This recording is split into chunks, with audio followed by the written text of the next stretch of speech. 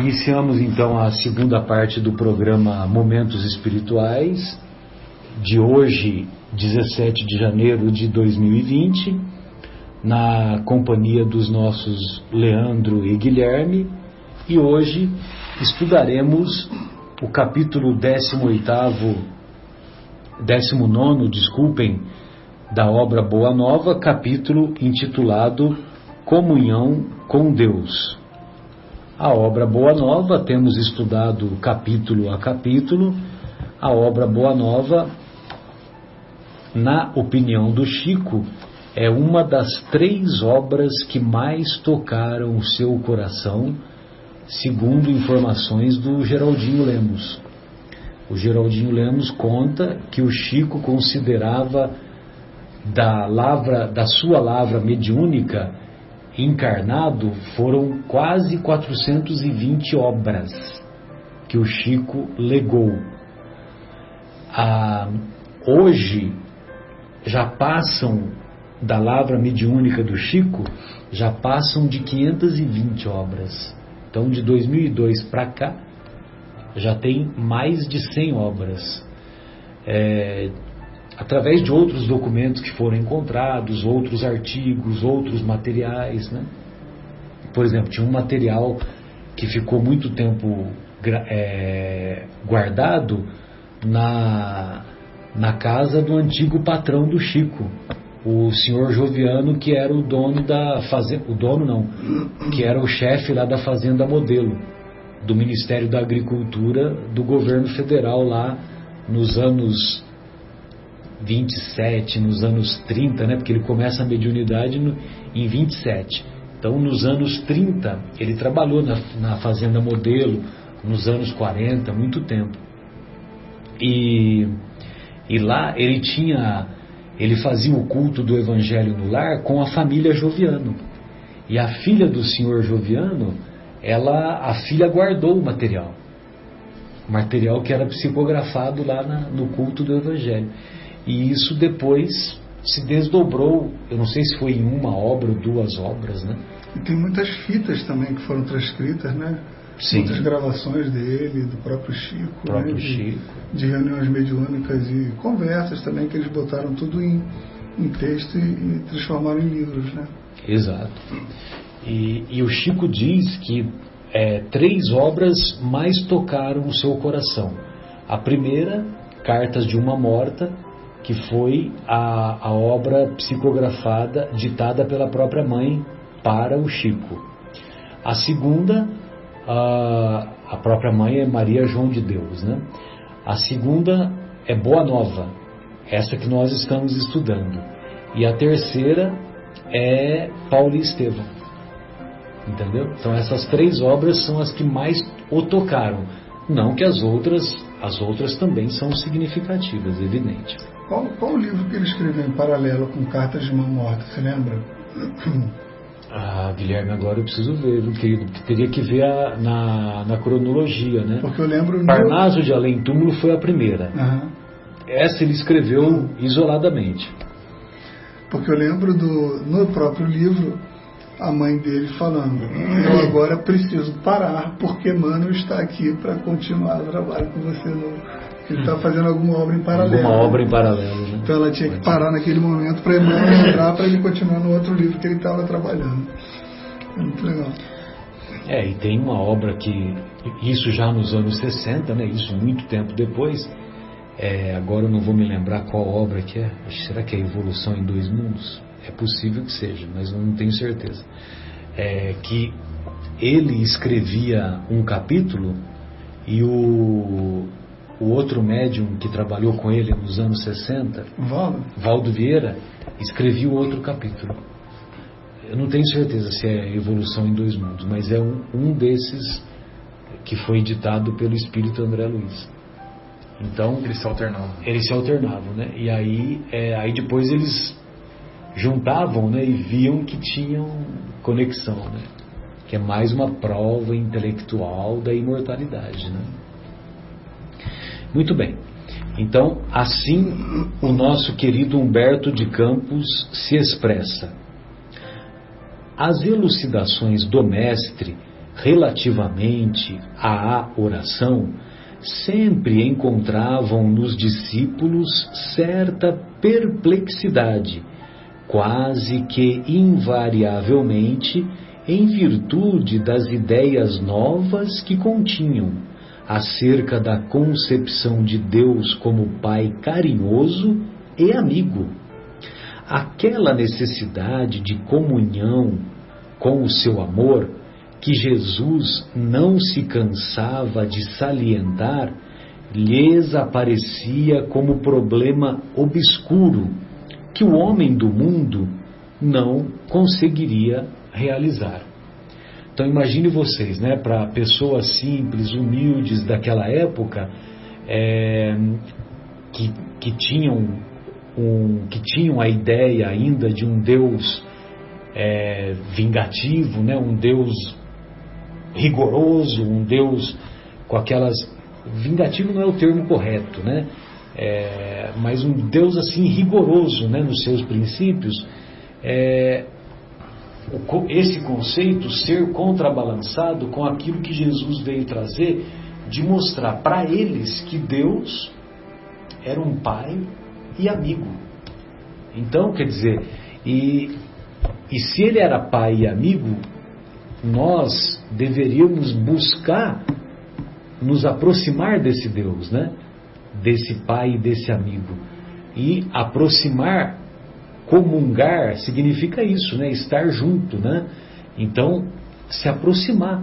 Já pensou quando o nosso pensamento estiver intimamente ligado, o nosso pensamento e os nossos sentimentos estiverem intimamente ligados a Deus?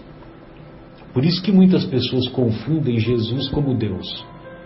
Porque Jesus é um espírito tão evoluído, está tão estratosfericamente muito acima de nós, que e a sua comunhão, a comunhão dele, Jesus, com Deus é tão próxima, né, tão sólida, que dá a impressão que Jesus é Deus mesmo, né? Mas, evidentemente, que Jesus, na concepção espírita, que nós consideramos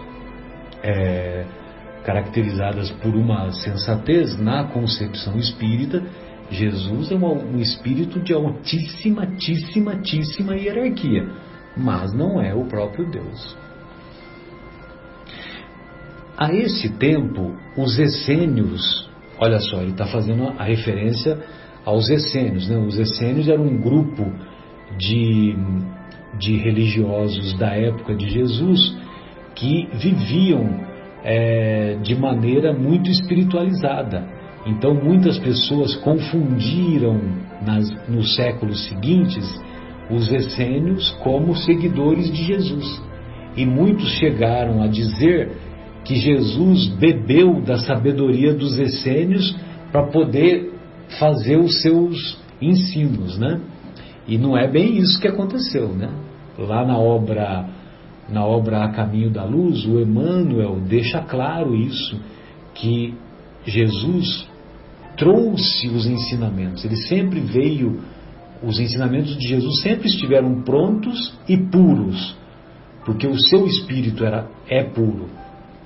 Agora, os essênios, embora sejam portadores de verdades espirituais muito elevadas, mas não eram do mesmo nível do mestre. A esse tempo, os essênios constituíam um agrupamento de estudiosos das ciências da alma, caracterizando as suas atividades de modo diferente, porque sem públicas manifestações de seus princípios. Desejoso de satisfazer a própria curiosidade, João procurou conhecer-lhes de perto os pontos de vista em matéria das relações da comunidade com Deus, e certo dia procurou o Senhor de modo a ouvi-lo mais amplamente sobre as dúvidas que lhe atormentavam o coração. Então João esteve entre os essênios, né, para conhecer os seus pontos de vista, e certamente ele teve algumas dúvidas e ele quis expor essas dúvidas ao mestre. Mestre, disse ele solícito, tenho desejado sinceramente compreender os meus deveres atinentes, referentes à oração, mas sinto que minha alma está tomada de certas hesitações. Anseio por esta comunhão perene com o Pai. Todavia, as ideias mais antagônicas, mais opostas, se opõem aos meus desejos. Ainda agora, manifestando meu pensamento acerca de minhas necessidades espirituais, a um amigo que se instrui com os essênios, asseverou-me ele que necessito compreender que toda edificação espiritual se deve processar num plano oculto. Mas suas observações me confundiram ainda mais. Como poderei entender isso? Devo, então, ocultar o que haja de mais santo em meu coração? Olha só que interessante. O Messias, arrancado de suas meditações, respondeu com brandura: João, todas as dúvidas que te assaltam se verificam pelo motivo de não haveres compreendido até agora que cada criatura tem um santuário no próprio espírito, em que a sabedoria e o amor de Deus se manifestam por intermédio das vozes da consciência. Os essênios levam muito longe a teoria do labor oculto, do trabalho oculto, pois, antes de tudo, precisamos considerar que a verdade e o bem devem ser patrimônio de toda a humanidade em comum.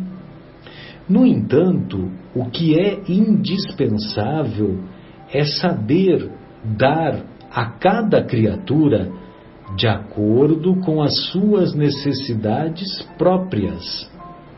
Nesse ponto, estão muito certos quanto ao zelo que os caracteriza, porque os ungüentos reservados a um ferido não se ofertam ao faminto que precisa de pão. Então, os ungüentos são aqueles óleos que eles usavam na época para tratar algumas feridas. Então, uma pessoa que precisa daqueles óleos na época de Jesus, então uma ferida era tratada com azeite, óleo de oliva. Então, devido às propriedades do óleo, eles achavam que melhoravam e usavam o azeite. Agora, não adianta você dar óleo para quem tem fome, para quem tem fome de pão. E não adianta você dar pão para quem tem uma ferida que precisa ser tratada, né?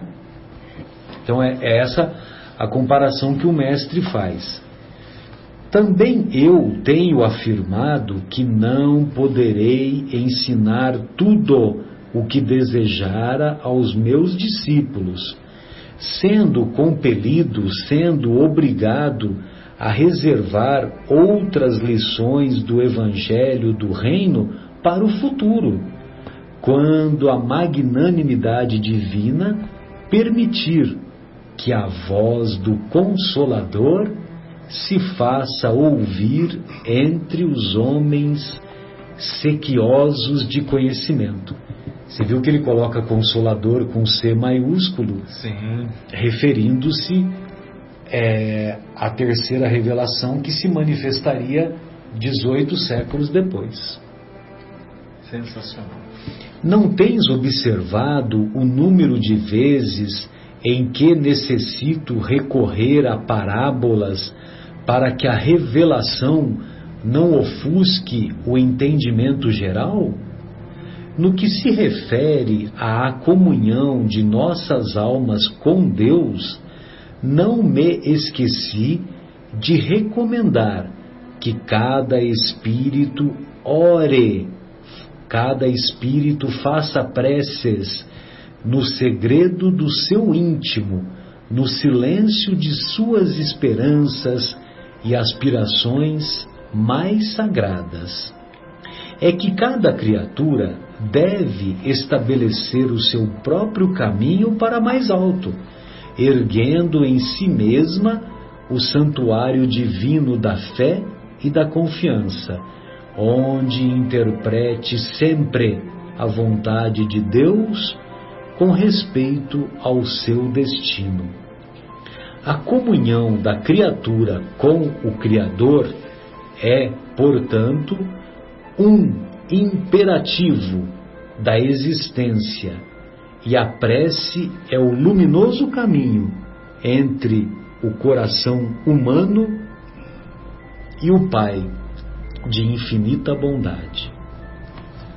Eu me lembro que tem um conceito do Santo Agostinho na obra Confissões, que aprendemos com o nosso querido Haroldo, que ele diz assim: só existe um lugar em que Deus encontra-se mais presente. Deus está presente em tudo, mas tem um lugar que ele se encontra mais presente. Que lugar é esse?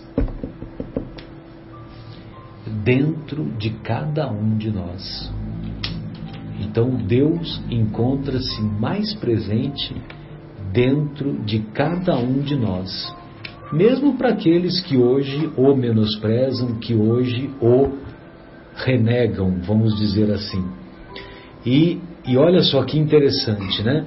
Que ele faz para que nós tenhamos essa comunhão. Você vê, Deus está dentro de nós, né? Para nós termos essa comunhão, o caminho luminoso é pela prece. Pela prece. Por isso que ele nos ensina a nós, por isso que Jesus nos ensina a orar em segredo. Por quê? Porque o Pai vê o que se passa em secreto. Então, a comunhão da criatura com o Criador é, portanto, um imperativo da existência, uma obrigação da existência, da nossa existência. E a prece é o luminoso caminho entre o coração humano e o Pai de infinita bondade. O apóstolo escutou as observações do Mestre, parecendo meditar de maneira austera. Entretanto, obtemperou: mas a oração deve ser louvor ou súplica? Olha só, a nossa dúvida também, né?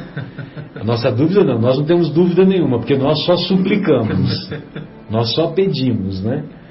Mas na época o João ainda tinha dúvida: devemos louvar ou pedir? Ao que Jesus respondeu com bondade: por prece devemos interpretar todo o ato de relação entre o homem e Deus. Devido a isso mesmo, como expressão de agradecimento ou de rogativa, a oração é sempre um esforço da criatura em face da providência divina. Os que apenas suplicam podem ser ignorantes. Os que louvam podem ser somente preguiçosos. Olha só que interessante. Então a gente acha que quem só louva a Deus, a gente acha que está num patamar superior, né? E nem sempre. Né? Olha só, Jesus está chamando que algumas pessoas que só louvam podem ser somente preguiçosos. Todo aquele, porém, que trabalha pelo bem com as suas mãos e com o seu pensamento, esse é o filho que aprendeu a orar, na exaltação ou na rogativa, porque em todas as circunstâncias será fiel a Deus, consciente de que a vontade do Pai é mais justa e sábia do que a sua própria vontade. E como ser leal a Deus na oração? Interrogou o apóstolo, evidenciando as suas dificuldades intelectuais. A prece já não representa em si mesma um sinal de confiança? Muita gente acha que só pelo fato de falar Pai Nosso que estás nos céus, que a prece já está feita. Mas não é só isso. É importante que você esteja interligado com Deus, com o seu coração e com o seu sentimento elevado. Se não tiver o coração na parada, a prece vai ser apenas palavras proferidas ou pensamentos proferidos. Não é o que, é como. Exatamente. É interessante, né? Porque você vê que nessa frase, né? E como ser leal a Deus na oração? Interrogou o apóstolo, evidenciando, tornando claro as suas dificuldades intelectuais. Ou seja, João evangelista, hein? Né? Jesus está tendo um comentário com aquele que depois viria a ser João evangelista e que mais tarde reencarnaria lá na Úmbria como Francisco de Assis. Entendeu? É um apóstolo, né? Morreu na ilha de Patmos, escreveu o Apocalipse, que é uma obra que até hoje está sendo estudada e reestudada, né? Para interpretar os seus códigos. Então, aquele que mais tarde seria João Evangelista, o Humberto de Campos, lógico que ele era jovem, ele era mais jovem, mais imaturo. O Humberto de Campos refere-se a ele, naquele momento, como portador de dificuldades intelectuais. E o mais interessante disso tudo, você vê, né? O carinho, a paciência, a bondade com que o mestre respondia, ensinava, né? Toda a bondade do mundo. Bem lembrado. Então, voltando, e como ser leal a Deus na oração? A prece já não representa em si mesma um sinal de confiança? Jesus contemplou-o com a sua serenidade imperturbável, e retrucou. A gente sempre fala, né?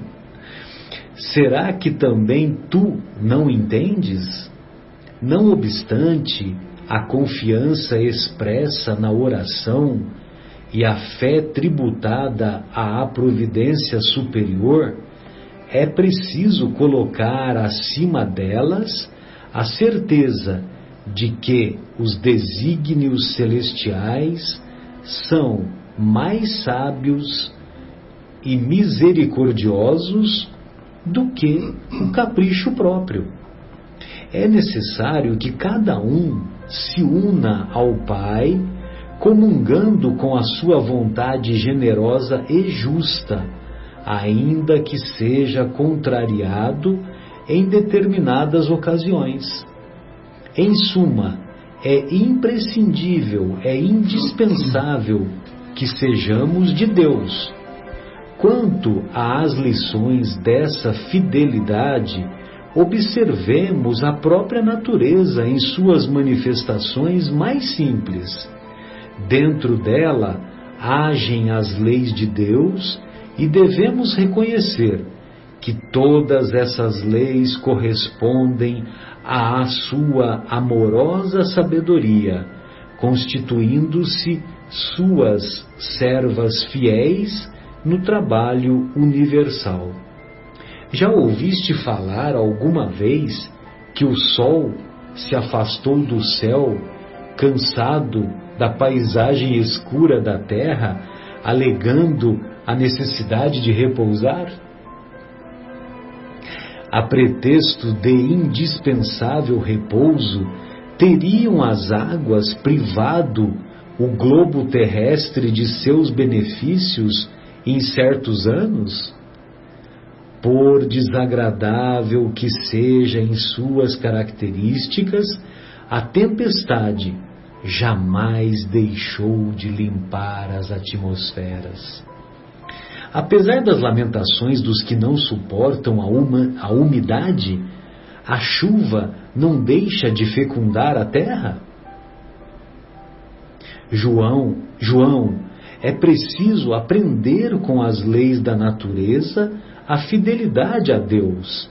Quem as acompanha no mundo, planta e colhe com abundância. Observar a lealdade para com o Pai é semear e atingir as mais formosas searas da alma no infinito. Vê, pois, que todo o problema da oração está em edificarmos o reino do céu entre os sentimentos de nosso íntimo, compreendendo que os atributos divinos se encontram também em nós. Então, volta e meia tem aquele ensinamento, né? Aquele ensinamento recorrente. O reino de Deus é a obra divina no coração de cada um de nós. O apóstolo guardou aqueles esclarecimentos, cheio de boa vontade, no sentido de alcançar a sua perfeita compreensão.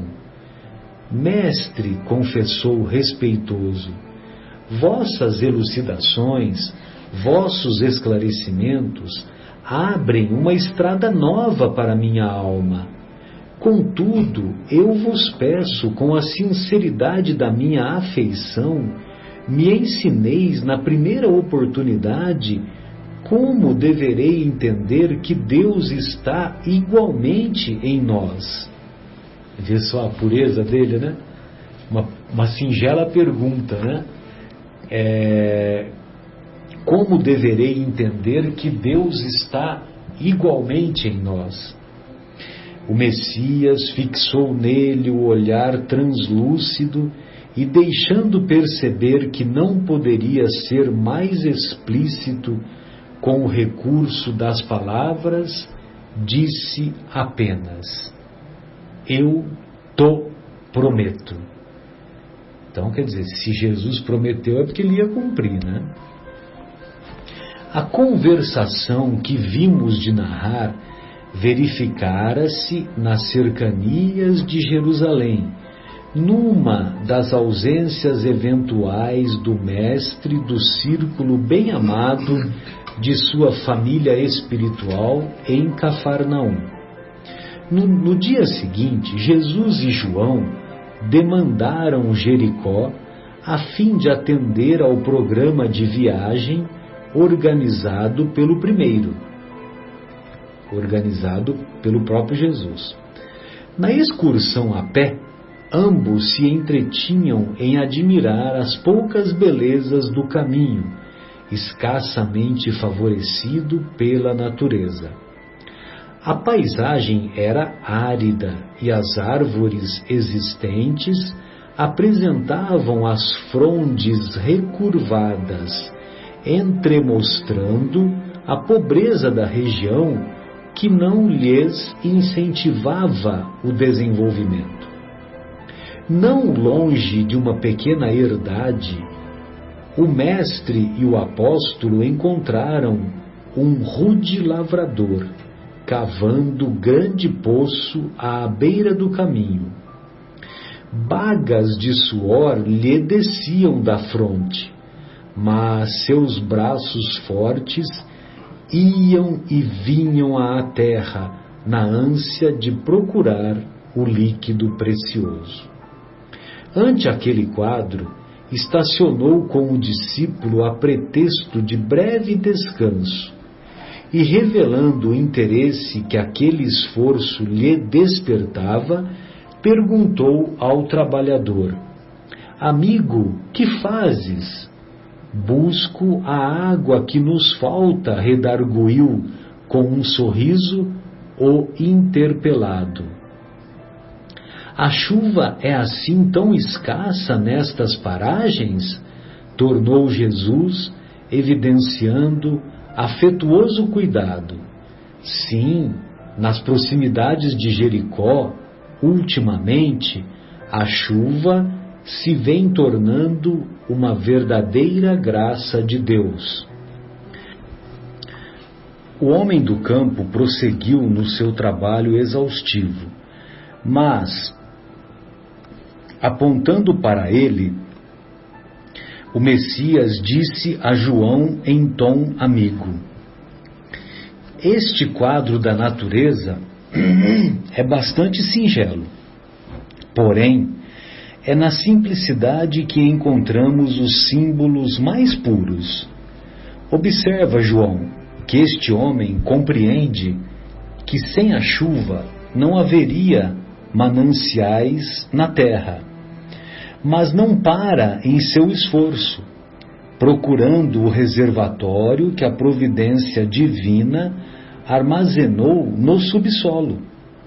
A imagem é pálida, todavia, chega para compreenderes como Deus reside também em nós.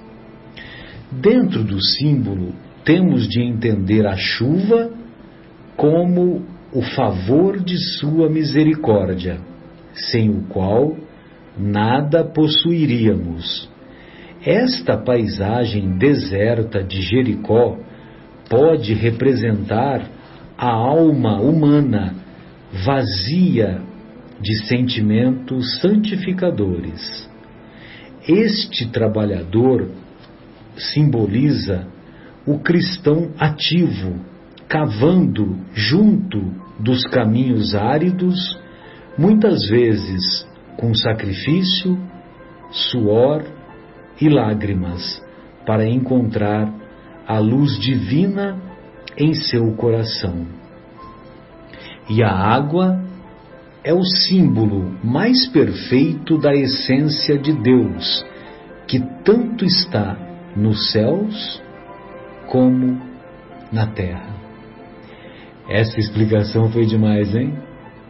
Que coisa maravilhosa, hein? E como a gente estava falando, nós mesmos somos 70% água, né? E nós somos 70% água, bem lembrado. Olha só, que coisa maravilhosa. A chuva é o favor da misericórdia de Deus. A chuva é aquilo que o trabalhador espera. Mas no caso está sem chuva. A paisagem representa a alma humana, a paisagem deserta, né? Representa a alma humana vazia de sentimentos. Sentimentos santificadores, evidentemente.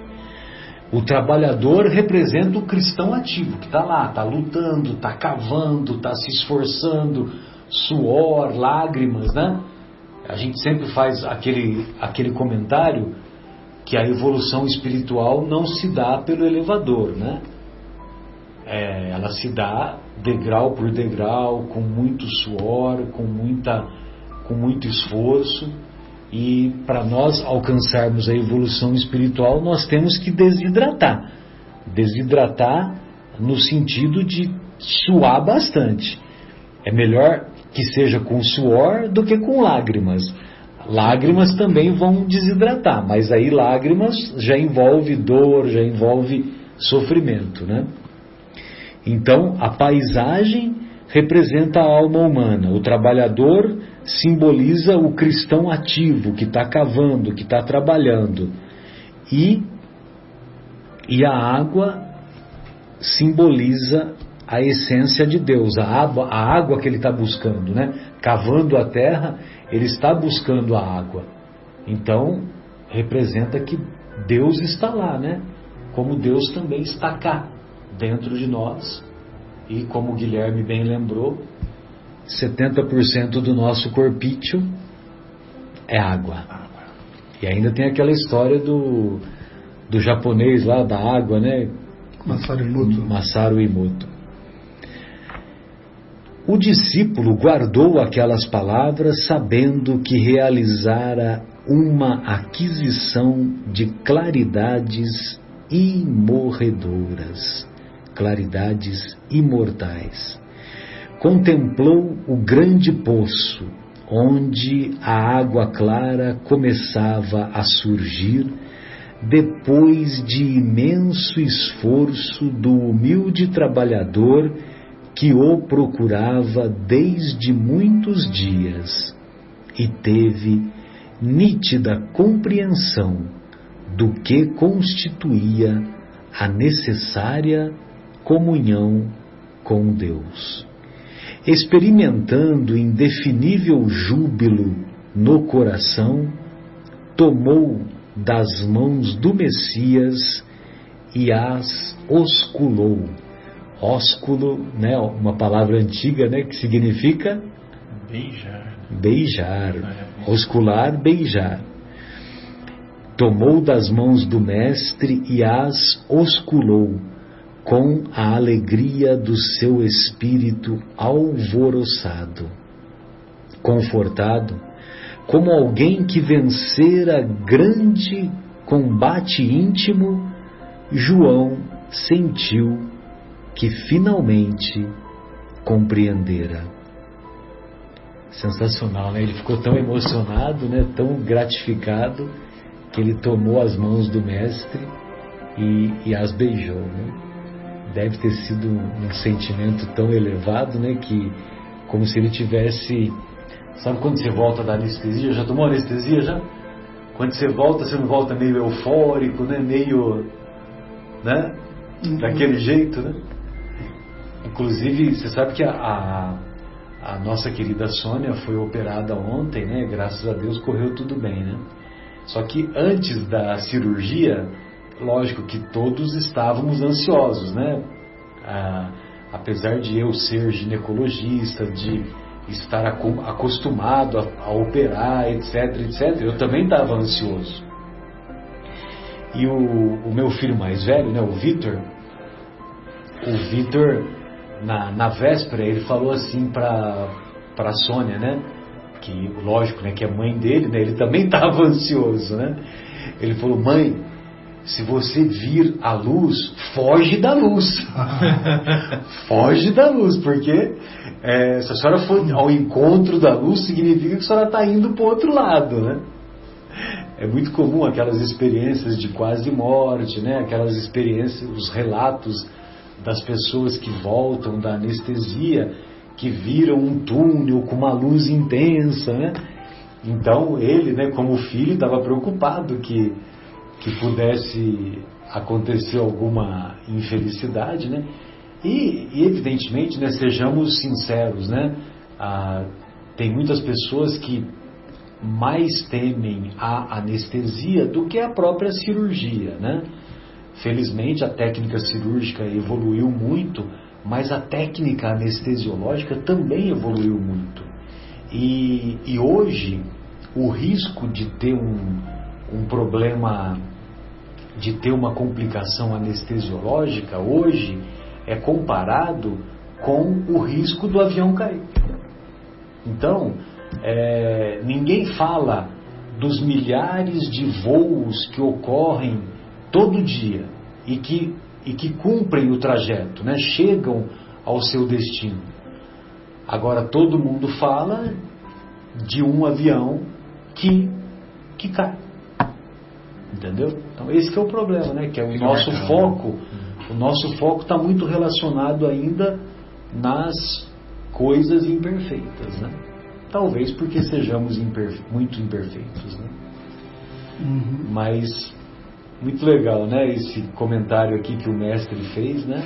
Fazendo a comparação da chuva, a paisagem árida do deserto, o trabalhador que estava cavando e a água representando a presença de Deus dentro de nós, né?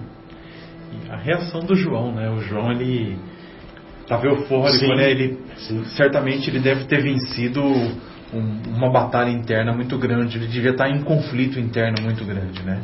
É evidente que a dificuldade que ele estava de aprendizado era bastante grande. Então o João, é aquela história do combater o bom combate, né? Então ele estava combatendo o bom combate, sem dúvida nenhuma. É difícil para a gente imaginar a dificuldade dele, né? Parece tão óbvio hoje que a gente tem o conhecimento, né? Mas realmente para ele naquele momento, aliás, para todos que ouviram Jesus naquele momento, né? Estava desbravando, né? Estava começando do zero. Estava começando do zero, nós sempre temos que recordar, né? Estava começando do zero porque eles estavam encarnados naquele momento da história da humanidade, com aquela cultura, com aquele conhecimento que havia. Agora, nós devemos nos recordar que aqueles que foram discípulos de Jesus já eram espíritos de alta hierarquia. Senão, não cumpririam o que cumpriram. Agora, lógico que ainda alguns apresentavam determinadas características revestidas de fragilidade, de fraqueza humana, que pudemos acompanhar na negação de Pedro, na dúvida de Tomé em relação à fé, né, que era preciso ver para crer, como vimos em capítulos anteriores, da própria história de Judas, que não teve resistências morais e suicidou-se, né, melhor dizendo, né? O verbo suicidar é um verbo pronominal, né? Você tem que falar acompanhado do pronome. Eu digo isso porque uma vez o meu tio falava, quando eu era criança, ele falava assim: não, mas suicidar já significa que você se matou. Mas como é um verbo que exige o pronome, então você sempre tem que falar com o pronome, né? Aí isso era uma discussão que eu tinha com ele. E aí depois eu esclareci essa dúvida com o professor de português, né? Mas Judas não teve resistências morais e se suicidou. Agora, isso não significa que eram já espíritos elevados. Tanto é que Judas, mais tarde, reencarnou como a donzela de Orleans, né? Reencarnou como Joana d'Arc, que teve um papel importante lá naquela época da guerra entre a França e a Inglaterra, né? E foi importante, sobretudo, para delimitar, né, os territórios, né? Bem, amigos, então eram essas as nossas considerações. Nós gostaríamos de deixar um abraço carinhoso aos estimados ouvintes e na próxima semana desejamos e provavelmente contaremos com a presença dos demais companheiros, né? O nosso querido Marcos não vai poder, né? Que ele está com um compromisso, acho que ele só volta em fevereiro, né? Está fazendo um curso, né? Mas certamente o João, o Afonso, a Fátima, a Sônia, talvez possam estar presentes conosco. Da minha parte, tchau. Um abraço a todos, queridos ouvintes, um abraço aos nossos companheiros, um abraço Marcelo, um abraço Guilherme e nos vemos na semana que vem. Tchau! Um abraço a todos, é bom estar de volta, que esse ano seja um ano abençoado para todos e que a gente possa pôr em prática os ensinamentos que vamos aprendendo aos pouquinhos aqui. Até sexta-feira que vem. Tchau, tchau.